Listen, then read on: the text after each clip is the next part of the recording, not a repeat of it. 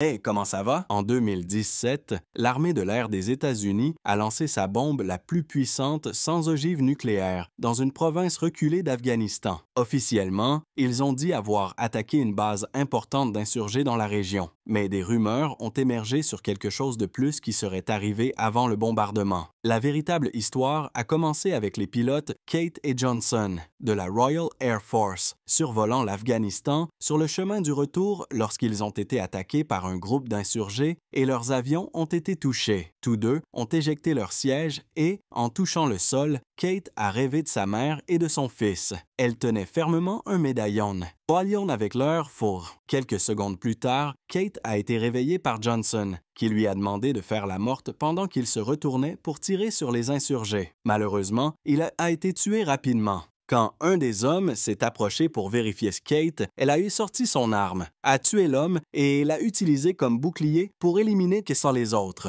Ensuite, elle a fait ses adieux à Johnson et a rassemblé autant d'armes que possible, cherchant un endroit pour se cacher. Elle a aussi essayé d'utiliser la radio pour contacter la base, mais sans succès. Un des insurgés était encore en vie et a appelé des renforts. Bientôt, Kate a vu des camions arriver derrière elle et a décidé d'entrer dans une zone de bunker avec une plaque en russe qu'elle ne pouvait pas lire. Cette décision était clairement une erreur. En territoire ennemi, entrer dans une structure abandonnée sans reconnaissance, c'est s'enfermer dans un piège. Les portes PCBs étaient enchaînées et, avant que Kate ne puisse essayer de les ouvrir, les insurgés sont arrivés et ont commencé à tirer. Elle a dû se cacher pour riposter aux tirs. Après un bref échange de tirs, un des insurgés a lancé un missile qui a touché les portes et les a ouvertes, permettant à Kate d'entrer furtivement. Les insurgés l'ont suivi, mais l'ascenseur ne fonctionnait pas. Alors Kate a dû descendre prudemment un escalier jusqu'à atteindre une zone souterraine profonde.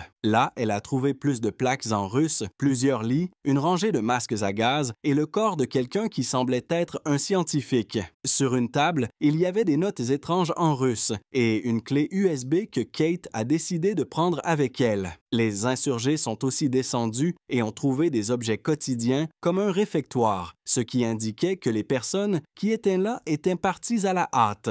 Plus loin dans le bunker, ils ont trouvé un corps sur un lit. Finalement, ils ont trouvé Kate qui a couru se cacher pendant que les insurgés allumaient les lumières, révélant une série de capsules avec des formes humanoïdes à l'intérieur. Kate a profité de la distraction pour assommer un homme et ouvrir le feu avec son arme. Tandis que les insurgés ripostaient, une des capsules s'est rompue et a libéré un des humanoïdes sur le sol. Alors, Kate a remarqué des grilles d'évacuation sur place et s'est échappée par là, faisant en sorte que tous les insurgés la suivent, sauf un qui est resté pour vérifier l'étrange créature. Ce monstre étrange n'était pas aussi inconscient qu'il le paraissait et, quand l'homme s'est retourné, il l'a tué. Un autre insurgé a trouvé Kate et l'a fait s'arrêter pendant que son compagnon revenait chercher l'homme disparu. Il l'a trouvé en train d'être dévoré par la créature. Kate s'est débarrassée de l'ennemi en lui lançant une fusée éclairante. Ensuite, elle a recommencé à monter les escaliers en tirant sur quiconque tentait de l'arrêter. Un des hommes a attrapé sa cheville et Kate n'a pas réussi à se libérer. Mais, soudain, le monstre est apparu et a tué le type, permettant à Kate, terrifiée, de s'enfuir. Dès qu'elle a atteint les portes, le monstre l'a rattrapée et a blessé son abdomen. Cependant, Kate s'est échappée à temps pour le repousser avec quelques tirs et verrouiller la porte avec les chaînes. À l'extérieur du bunker, un insurgé nommé Kabir attendait son équipe, mais dès qu'il a entendu le monstre, il s'est enfui en courant. Kate a commencé à marcher dans le désert, ne s'arrêtant que pour appliquer un peu d'analgésique. Quand elle est arrivée à la route, elle a été heurtée par un camion de l'armée américaine qui cherchait les pilotes disparus après avoir trouvé le lieu du crash. La caporale Jade a examiné Kate pour vérifier si elle disait la vérité sur son identité et lui a volé son médaillon. Ensuite, le sergent Hook a promis qu'il prendrait soin d'elle. Le groupe est arrivé à la base le matin et Kate a rencontré le major Finch, le responsable. Il n'a pas cru à l'histoire de Kate, même avec la confirmation de Hook, mais a gardé la clé USB.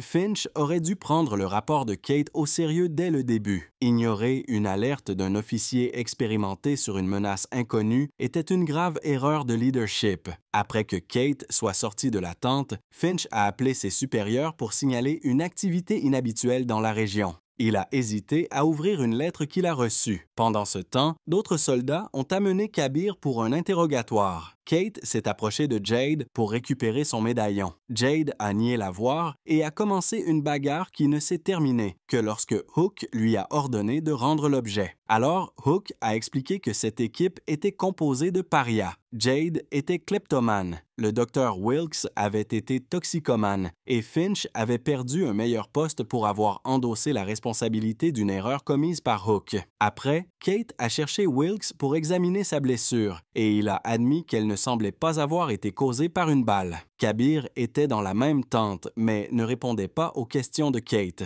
Il semblait ne pas comprendre ce qu'elle disait. Les autres soldats étaient intrigués par l'existence d'un bunker qui n'apparaissait pas sur les images satellites. Alors Kate a expliqué qu'il était très bien caché et a commencé à écrire les plaques en russe dont elle se souvenait, utilisant sa mémoire photographique. Soudain, Kabir a révélé qu'il savait parler anglais et aussi russe, expliquant que la plaque disait « N'entrez pas ». Finalement, il a confirmé l'histoire de Kate. Les soldats s'étaient confus, car si le bunker était soviétique, il devait avoir environ 30 ans et personne ne survivrait si longtemps là-dedans. Ils ont déduit que les capsules devaient maintenir les créatures dans une sorte d'état d'hibernation. Dans le bunker, une autre créature a brisé sa capsule et a commencé à ouvrir la porte. À la tombée de la nuit, Everett a rejoint Jade pour le tour de garde. Les autres soldats ont été informés qu'ils feraient des rotations de 3 heures, car ils s'attendaient à des problèmes. Finch a finalement ouvert sa lettre et a découvert que ses supérieurs lui demandaient de se retirer du commandement. Furieux, il a passé un appel et a découvert que les chefs voulaient le contenu de la clé USB. Cependant, il ne la remettrait qu'avec des explications. En entendant la vérité, Finch est resté sous le choc. Pendant ce temps, Kate et Wilkes ont interrogé Kabir, qui a expliqué qu'il n'avait tiré sur personne. Il n'était qu'un chauffeur travaillant pour les insurgés afin de protéger sa famille. Hook a vérifié ses hommes et a envoyé un soldat pour remplacer Everett. Cependant, dès qu'il s'est retourné, Everett a entendu un bruit et a trouvé le compagnon disparu, ne laissant qu'un peu de sang. Jones et Bromhead ont également entendu un bruit et, en vérifiant, ont réalisé que plusieurs monstres avaient envahi la base. Toute l'équipe s'est mise en position et a ouvert le feu pendant que Kate se demandait si les monstres l'avaient traqué. Hook a informé Finch de la situation, qui a tenté de demander des renforts, mais la tour radio a été détruite par les monstres. Les créatures étaient extrêmement fortes et les balles n'avaient aucun effet. Alors les soldats ont commencé à être blessés ou à mourir, en commençant par Everett. Wilkes est sorti de la tente pour aider en tant que médecin, laissant Kate de garde avec Kabir. Quelques secondes plus tard, un monstre a envahi la tente médicale et a utilisé sa longue langue pour capturer Kate, mais Kabir a trouvé une machette et a réussi à tuer la créature. La décision de Kabir de sauver Kate, même en étant prisonnier, a été le coup qui a changé la donne. Il a prouvé sa loyauté et est devenu un allié précieux pour l'équipe. Il a remis une arme à Kate et est sorti en courant, mais les soldats l'ont arrêté, pensant qu'il tentait de s'enfuir. Ce n'est que lorsque les soldats ont allumé un feu qu'ils ont réussi à maintenir les créatures distancées, créatures à distance. Wilkes a secouru Kate et l'a emmenée à l'endroit sûr où les autres étaient rassemblés. Hook a alors profité de l'occasion pour demander une couverture et aller sauver Finch avec Wilkes. À ce moment, un autre monstre a envahi la tente de Finch et a ignoré tous les tirs, frappant le Major. Finch a cru qu'il allait mourir, mais Hook et Wilkes sont apparus et ont tiré sur la créature. Ils l'ont suffisamment distraite pour que Finch attrape un bâton et l'écrase à mort. Dehors, le groupe a trouvé un conteneur où ils pouvaient se cacher, mais Bromhead a dû forcer le cadenas car il n'avait pas la clé. Quand Hook et Wilkes sont arrivés avec Finch, une des créatures a tenté de les attaquer. Les soldats ont tiré et Kate a profité de l'occasion pour sauter sur la créature avec une hache, réalisant que sa faiblesse était la bouche.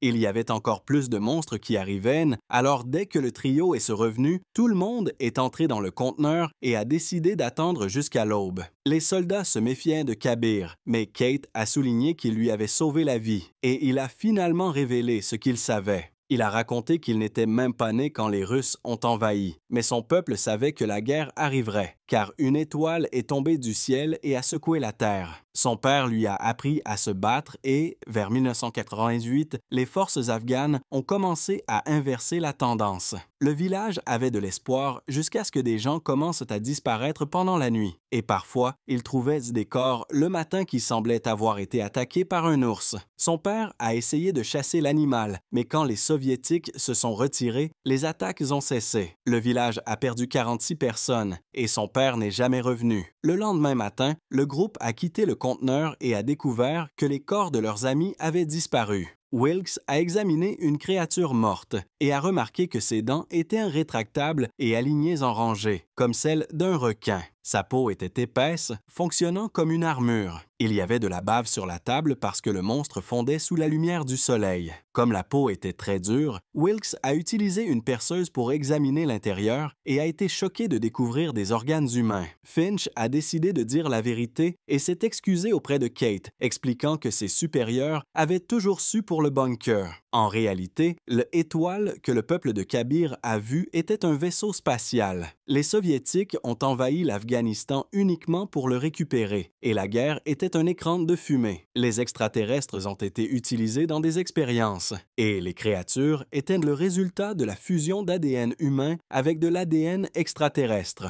Il y avait toute une armée d'entre elles dans le bunker, et la nuit précédente, ils n'en avaient envoyé que quelques-unes pour tester les faiblesses du groupe, ce qui signifiait qu'elles reviendraient. S'enfuir n'était pas une option, car le carburant était rare, et les insurgés les trouveraient de toute façon. Soudain, la créature sur la table s'est réveillée. Elle a utilisé sa langue pour attraper Kate à nouveau, la laissant dans une sorte de transe et repoussant Kabir et les soldats qui tentaient de l'arrêter. Finch a attrapé une grenade et s'est jeté sur le monstre, mourant avec lui. Un retrait volontaire, comme l'exigeait la lettre. Après cela, les soldats ont libéré Kabir, reconnaissant son courage. Kate s'est sentie étourdie et a avoué que, lorsqu'elle a été touchée par la créature, elle a eu l'impression que son esprit était vidé. Elle croyait que c'était pour découvrir leur stratégie, mais maintenant, elle avait un avantage. Elle savait où se trouvait le nid. Les soldats restants ont décidé de bombarder l'endroit. Kate, Hook, Jade, Wilkes, Jones et Bromhead étaient les seuls soldats restants, mais suffisants pour la mission. Kabir a demandé à les accompagner, souhaitant venger son père. En arrivant au bunker, ils ont lancé une bombe et se sont éloignés pour la faire détonner. Mais Kate a laissé tomber son médaillon. Hook est retourné le chercher et un monstre l'a attrapé, l'entraînant à l'intérieur du cratère. Le groupe a cru avoir perdu son chef et s'est préparé pour la détonation, jusqu'à ce que Hook prenne contact par radio pour confirmer qu'il était en vie. Il a demandé qu'on ne le sauve pas et tout le monde a accepté, sauf Kate. Elle les a convaincus d'agir, rappelant que Hook ferait de même pour n'importe lequel d'entre eux. Wilkes est resté dans le camion pour faire fonctionner l'ascenseur cassé et aider l'équipe à monter et descendre. Dès que les soldats ont atteint le fond du bunker, Wilkes a capté un message alarmant. Il y aura une attaque de missiles dans 20 minutes, probablement parce qu'ils ont suivi le camion. Sans beaucoup de temps, le groupe a décidé de se diviser pour couvrir plus de terrain rapidement. Pendant ce temps, Hook a découvert qu'il y avait une créature dans la même pièce et a été rapidement attaqué par sa langue. Il a réussi à la distraire en lui mordant la langue, puis l'a tuée avec son couteau. Juste après, Hook a trouvé les corps de ses compagnons et a réussi à prendre quelques armes. Pendant que le reste du groupe le cherchait, Kabir a trouvé les corps sur les tables et a réalisé qu'il s'agissait des disparus de son village, qui avaient probablement été transformés en créatures. Kate a trouvé une capsule dans le mur qu'elle n'avait pas encore vue et, en allumant la lumière, a découvert l'extraterrestre original encore en vie. À cet instant, Hook est sorti de la salle et a demandé des instructions à Kate par radio, mais a été intercepté par un autre monstre. Il a couru suffisamment pour rejoindre le groupe et tous ont tiré dans la tête de la créature. Cela a éliminé la menace, mais a laissé beaucoup d'entre eux sans munitions. Pendant ce temps, à l'extérieur, Wilkes s'est retrouvé encerclé par des insurgés et a dû ouvrir le feu seul pour défendre l'entrée. À l'intérieur du bunker, les créatures sortaient des capsules. Kate a conclu qu'elle savait que le groupe arrivait parce qu'elles avaient réussi à lire dans son esprit. L'équipe est sortie en courant de la salle des capsules et a fermé la porte, mais les créatures ont continué à frapper avec force. Alors Jones est resté en arrière pour la retenir et donner à Koyam à l'équipe une chance de s'échapper. Tandis qu'il courait dans le couloir, Jade a entendu un son indiquant l'approche d'un monstre et a décidé de rester aussi pour l'affronter et protéger le groupe. Dès que les autres sont arrivés à l'ascenseur, ils ont réalisé que Jade n'était pas là et Hook a décidé de retourner si elle la chercher, disant au groupe de partir s'il ne revenait pas dans 2 minutes.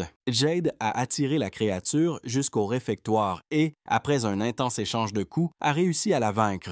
Elle a été surprise par une autre qui est apparue juste derrière. Quand Hook est arrivé, il était déjà trop tard. La bête avait tué Jade. Hook a commencé à se battre avec n'importe quel outil qu'il a trouvé autour de lui. Pendant ce temps, Jones a réalisé qu'il ne pouvait plus tenir la porte et l'a lâchée avant de faire détonner la bombe, emportant tous les monstres avec lui. Se sacrifier pour faire exploser le nid principal, comme l'a fait Jones, était le seul coup qui pouvait leur donner une réelle chance de victoire. C'était un acte d'héroïsme calculé. Hook a entendu l'explosion et s'est caché à l'intérieur du réfrigérateur quelques secondes avant que les flammes n'envahissent la pièce, tuant également la créature qui s'y trouvait. Dans l'ascenseur, d'autres monstres se sont approchés et l'équipe manquait de munitions. Bromhead a commencé à appeler Wilkes pour qu'il les remonte. Wilkes faisait toujours face aux insurgés, qui montaient maintenant sur le camion pour l'attaquer au corps à corps. Kate, Bromhead et Kabir ont également entendu l'explosion et se sont cachés dans l'ascenseur pour se protéger. À ce moment, Wilkes a finalement éliminé l'ennemi et a activé le camion. Malheureusement, le poids de l'ascenseur était trop important et a tiré le camion vers le bas. Mais Wilkes n'a pas pu l'arrêter car d'autres insurgés sont arrivés et ont commencé à tirer. D'autres créatures ont atteint l'ascenseur et Kate et Kabir se sont défendus en utilisant la hache et la machette. Mais Bromhead n'avait que ses poings et a fini par être tué. Le camion à l'extérieur a continué d'avancer, alors Wilkes a dû s'écarter.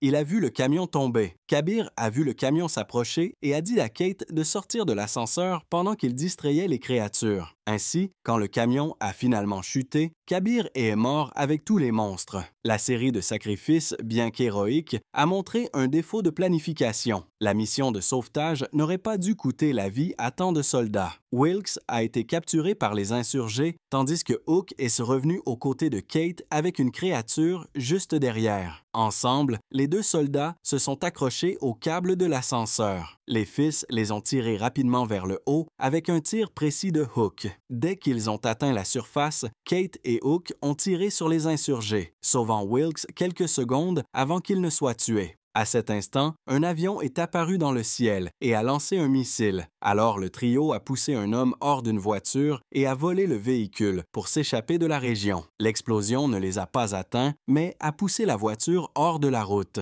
Kate était certaine que le bombardement venait du gouvernement pour éliminer toute preuve. Et elle avait raison. À ce moment, des agents spéciaux ont atterri à la base à la recherche de corps de monstres, mais sont repartis en ne trouvant que le corps de Finch. Kate, cependant, ne s'est pas inquiétée, car elle a révélé qu'elle avait la clé USB contenant toutes les informations, un cadeau de Jade qu'il avait volé à Finch avec ses talents de voleuse. Maintenant, tout ce qu'ils avaient à faire était de faire redémarrer la voiture. Terminant ainsi The Lair, film de science-fiction et d'horreur de 2022. Et je vous attends dans la prochaine vidéo.